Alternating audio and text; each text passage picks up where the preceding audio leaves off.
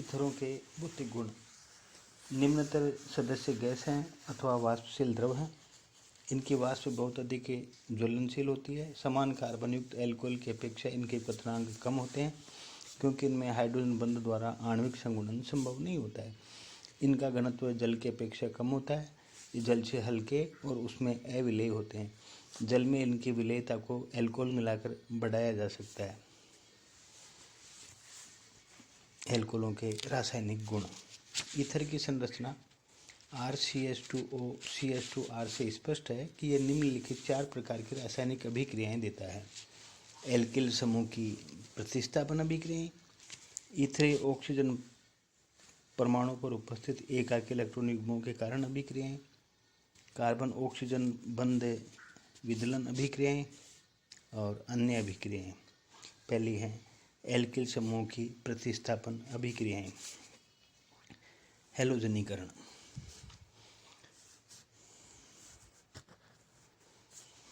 Chlorine अथवा bromine के साथ गर्म करने पर ईथर के एल्फा कार्बन परमाणु पर हैलोजनीकरण हो जाता है।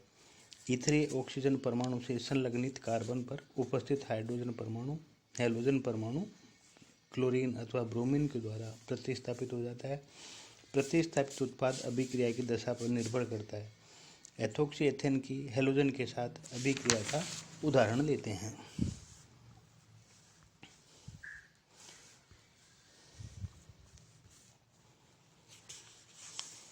ये पहली प्रकार की अभिक्रिया है अंधेरे में। ये डाईएथिल ईथर की जब हैलोजन से अंधेरे में अभिक्रिया करवाई जाती है तो एल्फा कार्बन परमाणु में हाइड्रोजन ईथरीय ऑक्सीजन से जुड़ा हुआ हाइड्रोजन एल्फा हाइड्रोजन है। तो पहले इस एल्फा का, ये एल्फा फिर इसका रिप्लेस हुआ और ये फिर दोनों तरफ हो गया। तो ये alpha die hello diethyl ether. यदि क्लोरीन से सूर्य के प्रकाश में भी क्रिया करवाएं तो परक्लोरो डाईएथिल ईथर बनता है। परक्लोरो का मतलब है ईथर के सारे हाइड्रोजन परमाणु हैलोजन के द्वारा रिप्लेस हो जाते हैं। वो परक्लोरो डाईएथिल ईथर। ये डाईएथिल ईथर, इसकी सूर्य के प्रकाश में क्लोरीन से क्रिया करवाई तो सारे हाइड्रोजन परमाणु क्लोरीन परमाणुओं द्वारा प्रतिस्थापित हो गए और परक्लोरो डाईएथिल ईथर बना। दूसरे प्रकार के अभिक्रिया ईथरीय ऑक्सीजन परमाणु पर उपस्थित एकाकी इलेक्ट्रॉन युग्मों के कारण अभिक्रियाएं। तो इसमें इसकी इम्पोर्टेंट रिएक्शन है ऑटो ऑक्सीडेशन, स्वतः ऑक्सीकरण, और स्वतः ऑक्सीकरण के द्वारा पराक्साइड बनते हैं। ऐसे ईथर जिनमें एल्फा कार्बन परमाणु पर हाइड्रोजन परमाणु उपस्थित होते हैं वायु की ऑक्सीजन द्वारा ऑक्सीकृत हो जाते हैं। जैसे डाईएथिल ईथर को वायु के संपर्क में अपेक्षाकृत लंबे समय तक छोड़ दें तो इसका स्वतः ऑक्सीकरण हो जाता है और इसमें 1,इथोक्सी एथिल हाइड्रोपरऑक्साइड की अशुद्धि उत्पन्न हो जाती है। यह एक विस्फोटक प्रकृति का पदार्थ होता है। इस परऑक्साइड को बनने के रोकने के लिए ईथर में क्यूप्रस ऑक्साइड मिला देते हैं। ये डाईएथिल ईथर, इसका जब स्वतः ऑक्सीकरण होता है तो स्वतः ऑक्सीकरण से 1,एथोक्सी एथिल हाइड्रोपरऑक्साइड बनता है। यदि ईथर में पराक्साइड उपस्थित हो तो इसको प्रयोग में लेते समय विस्फोट की संभावना रहती है। अतः प्रयोग में लेने से पूर्व इसमें फेरस अमोनियम सल्फेट तथा पोटेशियम थायोसाइनेट विलयन मिलाते हैं। लाल रंग की उपस्थिति ईथर में परऑक्साइड की उपस्थिति को दर्शाती है। इसमें जो सामान्य अभिक्रिया इन्वॉल्व है कि पराक्साइड फेरस सल्फेट में उपस्थित Fe+2 आयन से क्रिया करके Fe+2 को, क्योंकि पराक्साइड ऑक्सीडाइजिंग एजेंट है। Fe+2 को ये Fe3+ में कन्वर्ट करते हैं और Fe+3 KCNH के साथ कॉम्प्लेक्स बनाता है और इस कॉम्प्लेक्स का लाल रंग होता है। ईथर में पेरोक्साइड की उपस्थिति को दूर करने के लिए इसमें सांद्र H2SO4 मिलाकर इसका आसवन करते हैं। दूसरी अभिक्रिया है formation of oxonium salts. Ether सांद्र अकार्बनिक अम्लों को घोलकर उनके साथ ऑक्सोनियम लवण बना लेता है। यह यहाँ ब्रोंस्टेन-लोरी क्षार की भांति कार्य करता है। इसी प्रकार ईथर इलेक्ट्रॉन डेफिशिएंट कंपाउंड्स के साथ लुईस क्षार की भांति कार्य करके अपने ऑक्सीजन के इलेक्ट्रॉन युग्म की सहायता से उनके साथ उपसंयोजक बंध बना लेता है और बने उत्पाद भी ऑक्सोनियम लवण कहलाते हैं।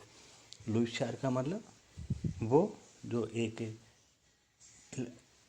लोन पेयर जो एक इलेक्ट्रॉन पेयर देते हैं, लुईस अम्ल वो जो एक इलेक्ट्रॉन पेयर को एक्सेप्ट कर सकते हैं। जब सांद्र सल्फ्यूरिक अम्ल के साथ गर्म किया जाता है तो ये एल्किल हाइड्रोजन सल्फेट बनाता है। अभिक्रिया में पहले ऑक्सोनियम लवण बनता है। ईथर H2SO4 के साथ क्रिया कर रहा है तो ये बन रहा है di alkyl oxonium hydrogen sulphate.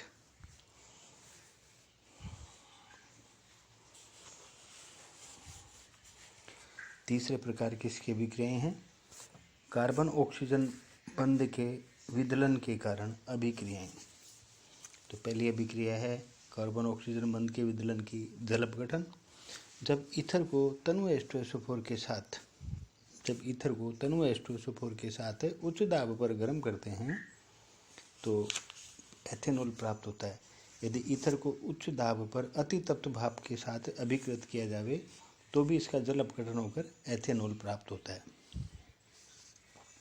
Ether इसका जल अपघटन करवाया तो तनु H2SO4 की उपस्थिति में या अति तप्त भाप उच्च दाब पर तो ये इथेनॉल प्राप्त होता है।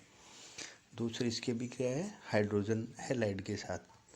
जब ईथर को प्रबल अम्ल हाइड्रोजन आयोडाइड या हाइड्रोजन ब्रोमाइड के साथ अभिकृत करते हैं तो एल्किल हैलाइड एवं एल्कोहल बनते हैं। ईथर HI के साथ इसकी क्रिया करवाई तो इथेनॉल और एल्किल हैलाइड। HBr या HI की अधिकता के साथ 373 केल्विन पर क्रमशः एथिल ब्रोमाइड अथवा एथिल आयोडाइड और जल प्राप्त होते हैं। जब HBr या HI अधिक मात्रा में लिया जाता है तो केवल हैलाइड ही बनता है। मैथिल ईथर को HI के साथ 373 केल्विन पर गर्म करने पर मैथिल आयोडाइड प्राप्त होता है। इस अभिक्रिया का उपयोग मैथोक्सी समूह के मात्रात्मक आकलन में किया जाता है। इसे जीसेल विधि कहते हैं। यह अभिक्रिया SN1 और SN2 दोनों प्रकार से हो सकती है। यह ईथर में उपस्थित एल्किल समूहों पर निर्भर करता है। इसकी क्रियाविधि इस प्रकार से बताई जा सकती है। HX के साथ अभिक्रिया की क्रियाविधि निम्न प्रकार से है। पहला है SN2 क्रियाविधि। अम्ल HX के द्वारा ईथर का प्रोटोनीकरण होता है और प्रोटोनीकृत ईथर पर हैलाइड आयन नाभिक स्नेह का आक्रमण होता है। ये अम्ल का प्रोटोनीकरण और इसका ये ईथर पर आक्रमण और ये प्रोटोनीकृत ईथर प्राप्त होता है। यदि HX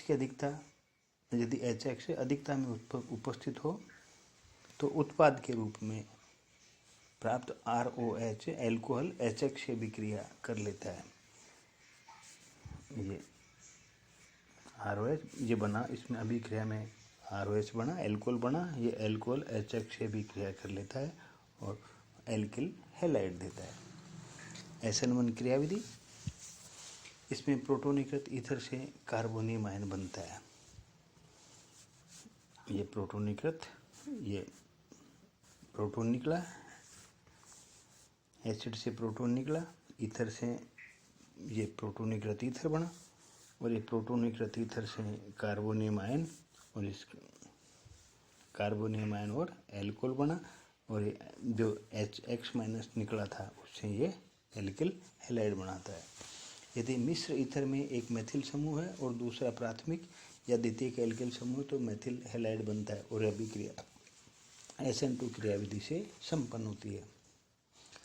यदि एक समूह मेथिल और दूसरा तृतीयक एल्कोहल हो, यदि एक समूह मेथिल और दूसरा तृतीयक एल्कोहल हो, तृतीयक एल्किल हो तो मेथिल एल्कोहल बनता है और अभिक्रिया SN1 क्रियाविधि से होती है। साइक्लिक ईथर से डाई हैलाइड का एक अणु प्राप्त होता है। ये साइक्लिक ईथर है, इसकी HI से क्रिया करवाई तो ये डाई हैलाइड 1,4-डाईआयोडोब्यूटेन। एल्किल एरिल ईथर की HI के साथ अभिक्रिया पर फिनोल एवं एल्किल आयोडाइड बनते हैं। Phenol alkyl iodide. अपचयन अभिक्रियाओं में डाईएथिल ईथर का सोडियम तथा द्रव अमोनिया में अपचयन पर एल्केन तथा एल्केनोल प्राप्त होते हैं। सोडियम द्रव अमोनिया की उपस्थिति में जब इसका अपचयन करवाया जाता है तो एथेन और एथेनोल प्राप्त होते हैं। एसिटिल क्लोराइड के साथ निर्जल AlCl3 अथवा जिंक क्लोराइड अथवा मैग्नीशियम क्लोराइड की उपस्थिति में ईथर एसिटिल क्लोराइड से भी क्रिया करके एथिल एसीटेट तथा एथिल क्लोराइड बनाते हैं।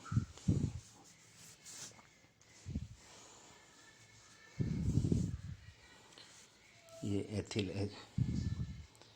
एथिल क्लोराइड और एथिल एसीटेट। एसिटिक एनाइड्राइड के साथ शुष्क जिंक क्लोराइड की उपस्थिति में ईथर एसिटिक एनाइड के साथ गर्म करने पर एथिल एसीटेट देते हैं।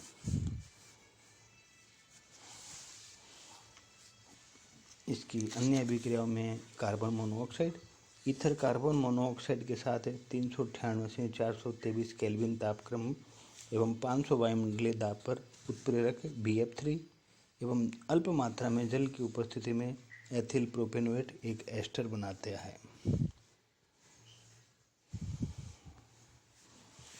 जब ईथर का दहन करवाया जाता है, इसका कंबस्टन करवाया जाता है तो डाई एथिल ईथर एक अत्यंत ज्वलनशील द्रव है।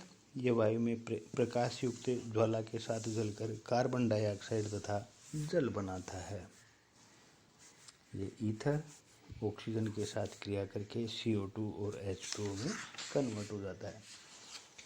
ईथर की अन्य प्रकार की अभिक्रिया है निर्जलीकरण। डाई एथिल ईथर वाष्प को उत्प्रेरक एल्यूमिना Al2O3 पर 653 केल्विन ताप पर प्रवाहित करने पर इसमें से जल का अणु निकल जाता है और एल्किन प्राप्त होती है। एल्यूमिना उत्प्रेरक पर 653 एल्यूमिना ऑक्साइड उत्प्रेरक की उपस्थिति में 653 केल्विन पर इसको गर्म करने पर एल्कीन बनती है। जीसेल मेथड। यह ईथर में एल्कोक्सी समूह के परीक्षण एवं भारात्मक आकलन की विधि है। इसमें ईथर के ज्ञात भार की अभिक्रिया 57% HI से करवाते हैं।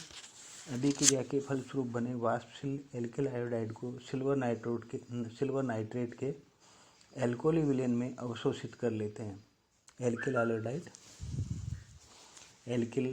आयोडाइड एवं सिल्वर नाइट्रेट की अभिक्रिया से सिल्वर आयोडाइड का अवक्षेप प्राप्त होता है। इस अवक्षेप को जल से धोकर सुखा लेते हैं। इस शुष्क अवक्षेप का भार ज्ञात कर लेते हैं और सिल्वर आयोडाइड, एल्किल आयोडाइड एवं ईथर के OR समूह के मोल में निम्न रिलेशन है AgI = RI = OR। इस प्रकार ईथर के भार एवं सिल्वर आयोडाइड के भार से एल्कोक्सी समूह की संख्या और भारात्मक आकलन किया जा सकता है। जैसे एनिसोल में मेथोक्सी समूह का भारात्मक आकलन निम्न प्रकार किया जा सकता है। एनिसोल के ज्ञात भार की सांद्र HI 57% HI के साथ अभिक्रिया पर यह निम्न प्रकार अपघटित होता है।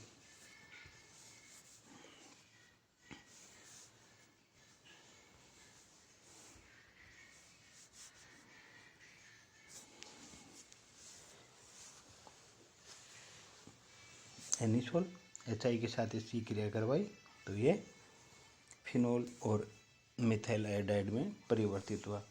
इस प्रकार प्राप्त मेथिल आयोडाइड को सिल्वर नाइट्रेट के एल्कोहली विलयन में अवशोषित करने पर सिल्वर आयोडाइड का अवक्षेप प्राप्त होता है, जिसे जल से धोकर सुखा लेते हैं और इसका भार ज्ञात कर लेते हैं। CH3 आई और AgNO3 की क्रिया से AgI का अवक्षेप और CH3NO2। तो ये जो अवक्षेपित AgI है, AgI के मोल्स इक्विवेलेंट है मिथाइल आयोडाइड के, ये इक्विवेलेंट है OCH3 के। तो 235 ग्राम AgI इक्विवेलेंट है 31 ग्राम OCH3 के। और इस प्रकार कैलकुलेशन के द्वारा इसका OCH3 के मोलों की संख्या ज्ञात कर ली जाती है। ईथरों के उपयोग, ईथर के उपयोग निम्नलिखित हैं। कार्बनिक यौगिकों जैसे तेल, वसा, रेजिन आदि के लिए एक अच्छा विलायक है। कुछ अभिक्रियाओं जैसे वुड्स अभिक्रिया, गिरनार अभिकर्मक बनाने में ईथर का उपयोग उदासीन विलायक के रूप में होता है। ईथर का उपयोग सर्जरी में निश्चेतक के रूप में होता है। प्रशीतक के रूप में इसका उपयोग किया जाता है। परफ्यूम तथा धुआं रहित पाउडर बनाने में इसका उपयोग होता है। ईथर तथा एल्कोहल के मिश्रण को नेटेलाइट कहते हैं। इसका उपयोग पेट्रोल के स्थान पर किया जाता है।